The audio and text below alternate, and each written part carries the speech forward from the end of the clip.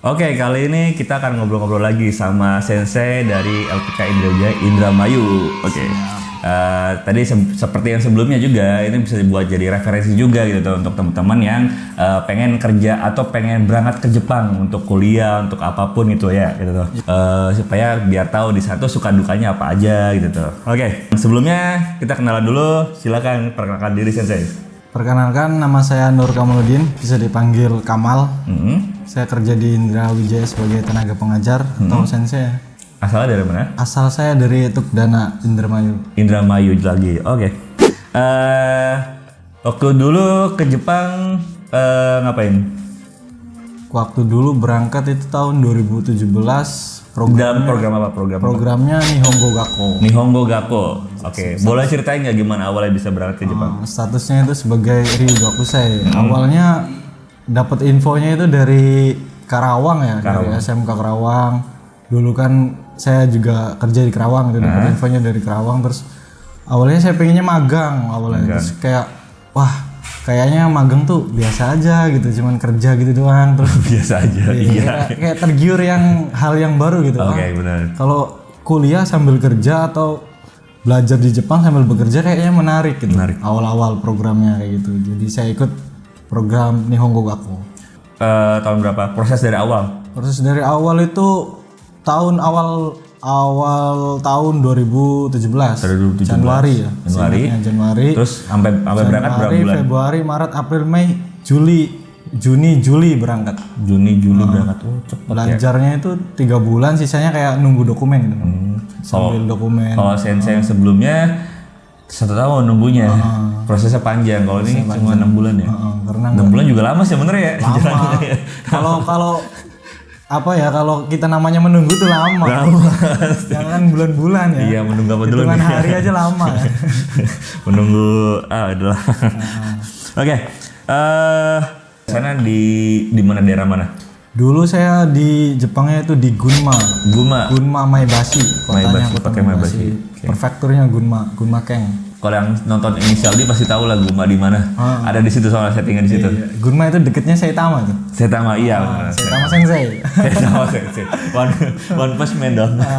Oke, tepatnya di apa namanya? Di kampus apa di mana tuh? Kalau program Nihongo Gakko tuh. Nihongo Gakko. Sebenarnya kalau program Nihongo Gakko sendiri itu walaupun di sini programnya kuliah, tapi programnya itu bukan langsung kuliah ke universitas, tapi ke Nihongo Gakko-nya dulu. Nihongo Gakko kan belajar bahasa Jepang. Jadi kalau bisa dikatakan sebagai kayak lembaga tempat pembelajaran bahasa Jepang. Setelah lulus dari Nihongo Gakko, barulah kita ada tujuan kemana nih, mau kuliah kah, mau Senmon Gakko kah, atau mau pulang ke Indonesia gitu. Berarti Nihongo Gakko tuh awalnya ya? Awalnya gitu. Terus awalnya kan apa ya, Nihongo Gakko itu ketika lulus harus ditekankan minimal harus punya N2 kayak gitu. Buset, N2? Iya. Buset. Itu udah wajib. Nihongo Gakko N2 itu udah wajib. Kalau nggak punya N2 itu kayak ya rugi lah. Iya sih. Gitu. Saya N3 aja udah empot-empotan. Itu dulu belajarnya gila-gilaan. Buat skripsi. Iya, benar. Itu N2 itu wajib ditekankan. Tapi ya ada banyak juga yang nggak sampai N2 bang. Ada banyak. Karena itu gimana nasibnya kalau nggak sampai N2? Ya nasibnya ya rugi sendiri kayak gitu. Kembali bisa, lagi. Untuk ngomong bisa lanjut ke universitas atau bisa. Tapi kalau ke universitas rata-rata minimal N2. Paling N2. larinya ke Senmon Gakko nanti, ke Senmon Gakko. Jadi teman-teman kalau yang nggak tahu N2, N apa itu Noryaku Shiken ya. Itu kalau di bahasa Inggrisnya kayak TOEFL lah. Kalau misalnya kita uji kemampuan bahasa kita. Sejauh mana sih level kita tuh belajar. Gitu. Dan kalau TOEFL kan udah semua dibutuh ya, mau kuliah mau apapun butuh tuh tes TOEFL itu. Dan dia juga kalau untuk ke Jepang wajibnya itu Noryaku Shiken atau N lah. Kalau misalnya levelnya N1, N2 ya paling tinggi N1 ya. Paling tinggi N1. Di bawahnya N2 dan terus sampai N5 gitu tuh. Nah kalau saya sekarang paling mentok di N5 atau N4 karena udah lupa. Udah lupa dulu belajar. Namanya bahasa itu kalau nggak diolah tiap hari lupa. Nah itu dia.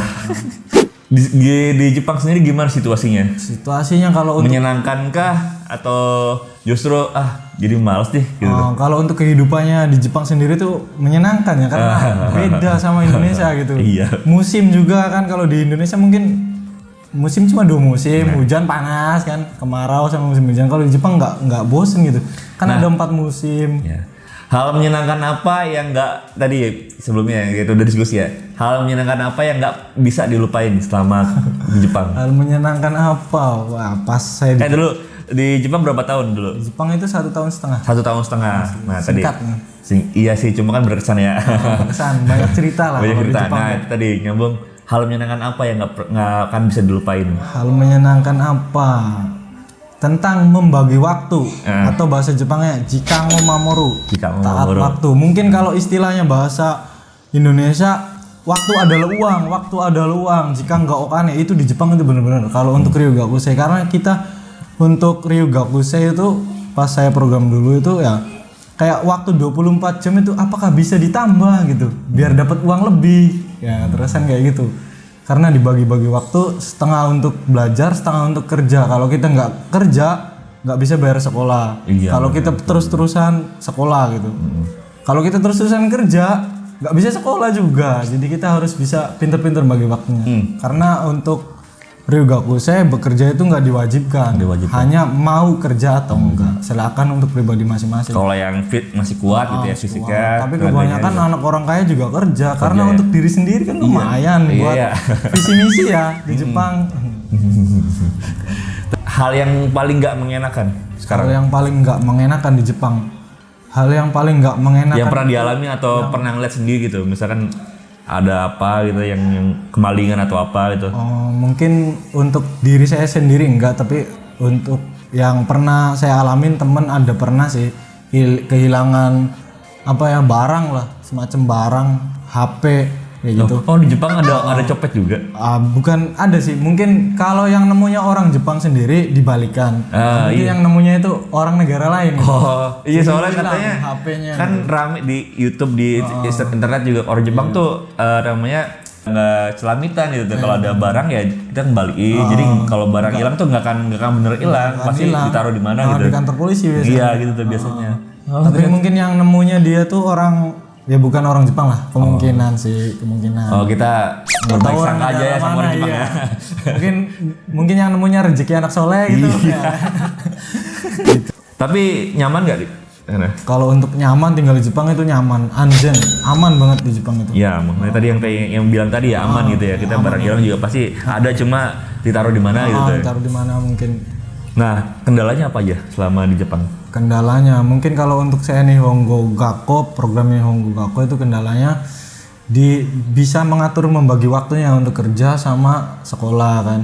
Kadang kalau kita ngambil kerja kan dari pemerintah Jepang itu hanya dikasih waktu 4 jam dalam sehari, Mas. Sekolah 4 jam, kerja 4 jam. Itu orang hidup di Jepang kan 8 jam ya aktivitas. Kalau bekerja juga 8 jam. Setelah lebih dari itu berarti lembur kan. Nah, kalau Nihongo Gakko sama dihitungnya 4 jam. Tapi kalau hanya ngandalin 4 jam kemungkinan kurang. Sebisa-bisanya kita gimana sih biar agak nambah gitu penghasilannya ya. Ngambil jam yang sisa kita istirahat, gimana cari arubaitonya di situ sih. Itu tadi kendalanya ya, tentang bagi waktu paling, karena tahu sendiri Indonesia kan bukan lelet ya orang ya, santai gitu. Suasana di Indonesia juga santai gitu ya, gitu. Jadi kalau sedangkan di Jepang kan jikang mamoru. Jikang mamoru. Waktu banget orang tuh. Waktu adalah uang. Waktu adalah uang, benar. Waktu adalah teman. Waktu adalah uang. Tadi yang ditanyakan sama Sensei di episode sebelumnya juga, kalau di sana hiburannya apa sih? Hiburan untuk di Jepang ya, mungkin kalau nggak buat Sensei sendiri atau misalnya sama teman-teman atau gitu. Kalau saya sendiri lebih ke karena saya suka sepak bola ya, jadi kayak di sana tuh ada tempat futsal tuh. Teman-teman iya banyak, ada tempat futsal, lapangan banyak, sama kayak di sini ada lapangan gitu, terus disewakan. Iya sama kayak di sini sama. Nah, cuma agak mahal aja. Iya. Kan kualitasnya juga ya.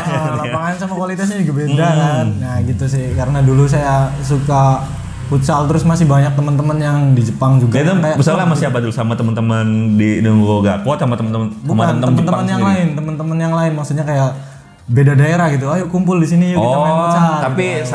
Orang Indonesia juga. Oh, Indonesia juga. Kirain sama Jepang gitu. Ada orang Jepang sparring juga. gitu kan. Kayak turnamen gitu. Iya ada. Kayak turnamen kayak gitu ada. Jadi kalau misalnya umum gitu. enak ya kalau misalnya tanding sama orang Jepang ya kita kalau mau komunikasi pakai bahasa Indonesia aja ya atau misal pakai bahasa Jawa gitu ya. Mereka nggak ngerti gitu. Kayak ningguri. Ya kayak gitu ya. Mungkin hiburannya di situ sih untuk menghilangkan jenuh. Selain ke taman hiburan mungkin kayak jalan-jalan lah ke Tokyo kan deket kan. Kalau dari Gunma ke Tokyo itu paling kayak kalau di sini kayak Dufan ya gitu ya. Ada tuh kayak atau ke yang gratis lah Tokyo Tower cuma sekedar foto doang. Emang gratis kan bayar bukan? Ya kalau masuknya bayar kalau di luar kan enggak. Ya sama kayak Monas kan kalau di Monas enggak. Kalau masuk Monas kan bayar gitu tuh. Kalau di foto di luarnya doang kan enggak. Iya sih. Nah kalau misal lebih pengen yang agak jauh lagi ya atau yang agak mahal mungkin ke Disneyland sih itu mahal sih.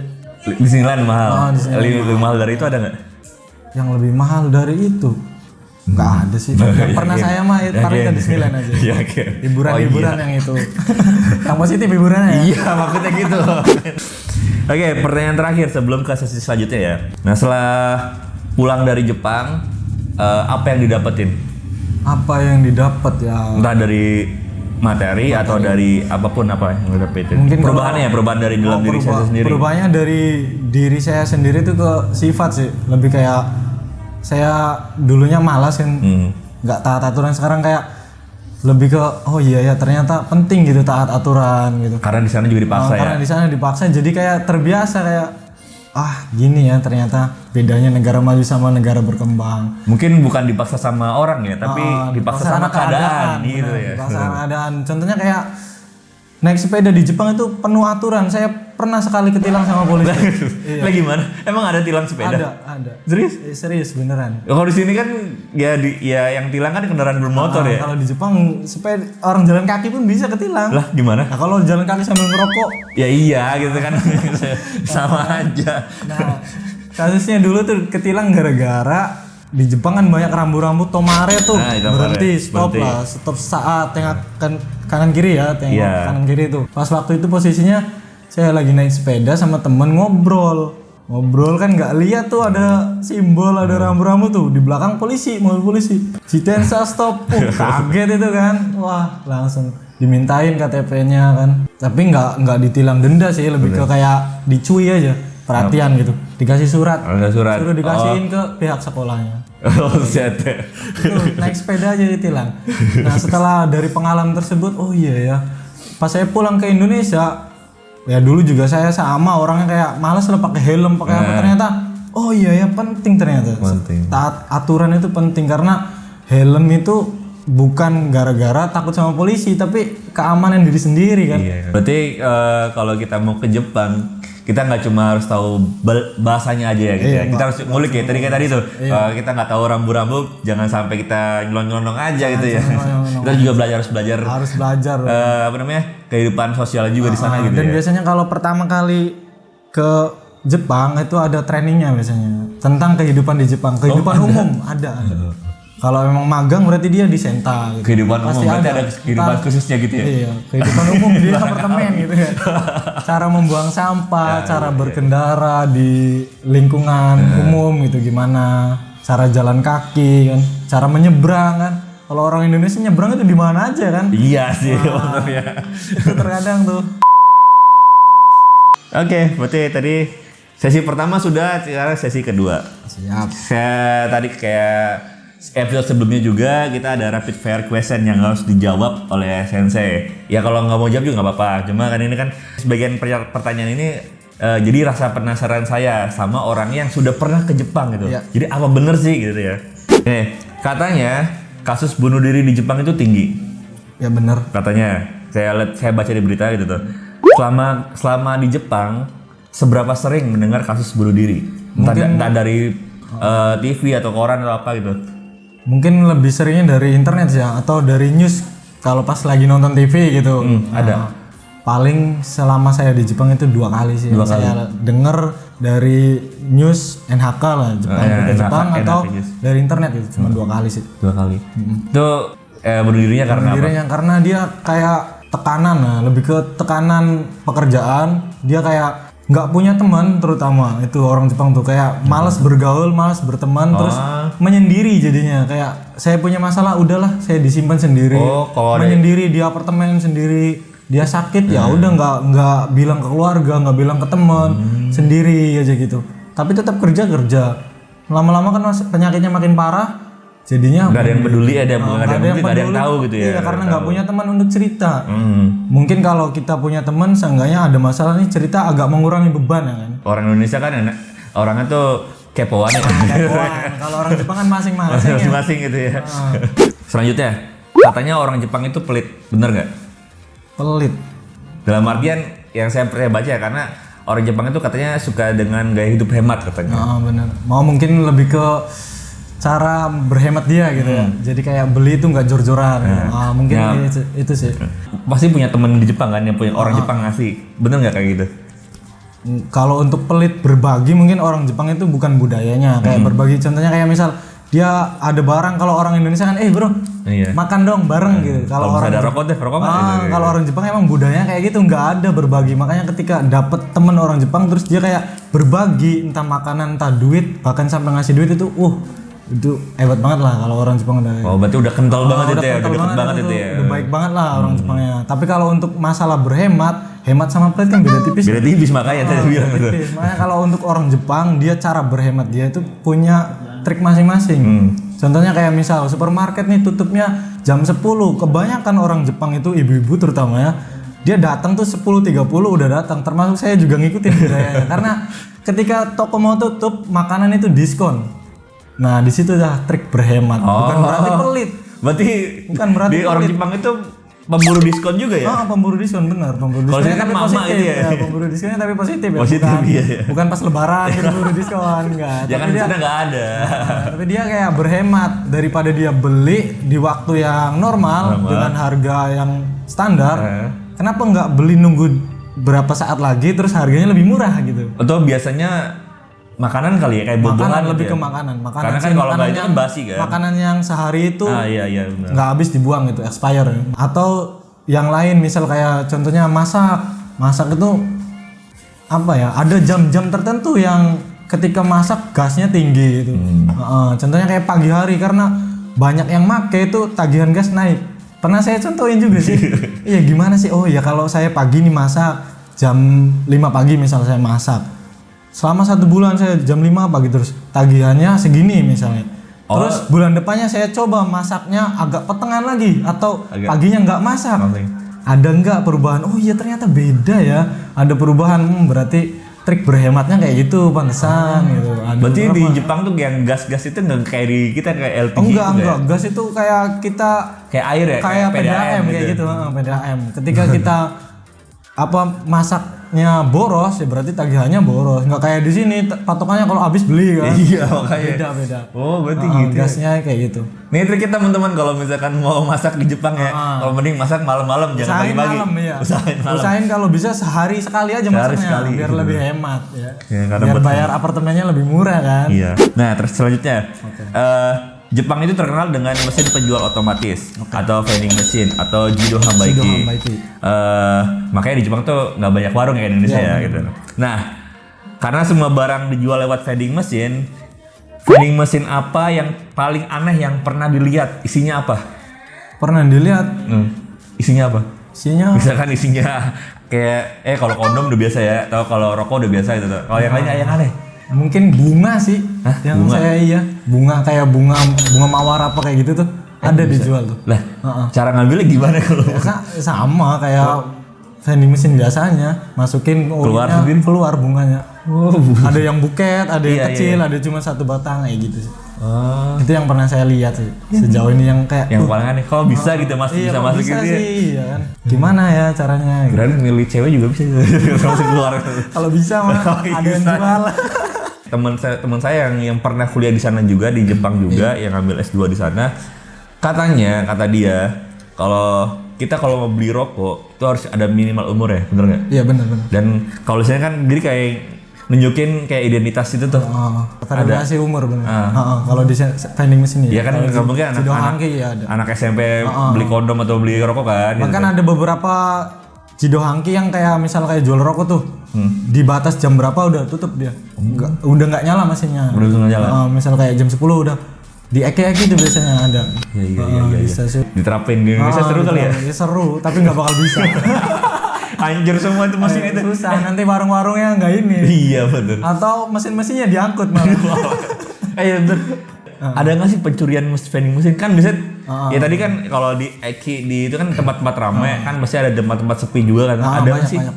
Selama saya di Jepang nggak pernah. Ya kan pasti yang nggak ada yang jaga kan? Nggak ada. Kalau ATM kan ada yang jaga tuh, kalau ini kan kalau nggak. ATM nggak ada. Kalau Jidohangki itu nggak ada yang jaga. Dan itu pernah saya lihat ya di depan pabrik itu ya, pas bongkar, wih ternyata duitnya banyak banget. Iya gitu. makanya itu. Kenapa saya nggak bongkar aja pakai linggis pun bisa padahal ya. Tapi itu mungkin kayak ya gimana ya, orang Jepang itu ngapain sih yang kayak gitu-gitu tuh Ya, ya? barangkali kan. Receh-receh kayak gitu kan. Receh sih ya kalau isinya. Mungkin karena lebih ke banyak kesibukan orang Jepang tuh. Mungkin karena lebih ke banyak kesibukannya, ngapain ngurusin itu, mending saya ngurusin kerjaan. Di sana program Gakko ya? Iya. Gakko berarti kan identik dengan anak-anak kuliahan. Iya benar. Dan dinamika anak kuliahan ya begitulah, beda dinamika sama yang pekerja gitu ya.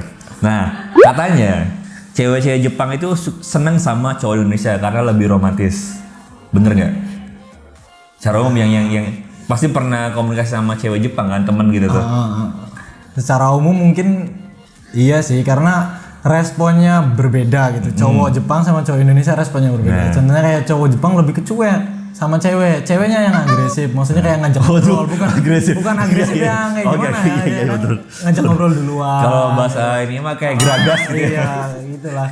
Tapi kebalikannya kalau orang Indonesia kan cowok yang ngajak ngobrol duluan. Karena di sini juga terbiasa kan. Ayo makan yuk, di mana yuk. Nah itu respon cewek Jepang kayak gimana? Nah, pasti seneng lah. Orang diperhatiin. Oh iya. Gitu. Sebenarnya ada nggak sih, ya bisa nggak sih gitu cowok Indonesia pacaran sama cewek Jepang?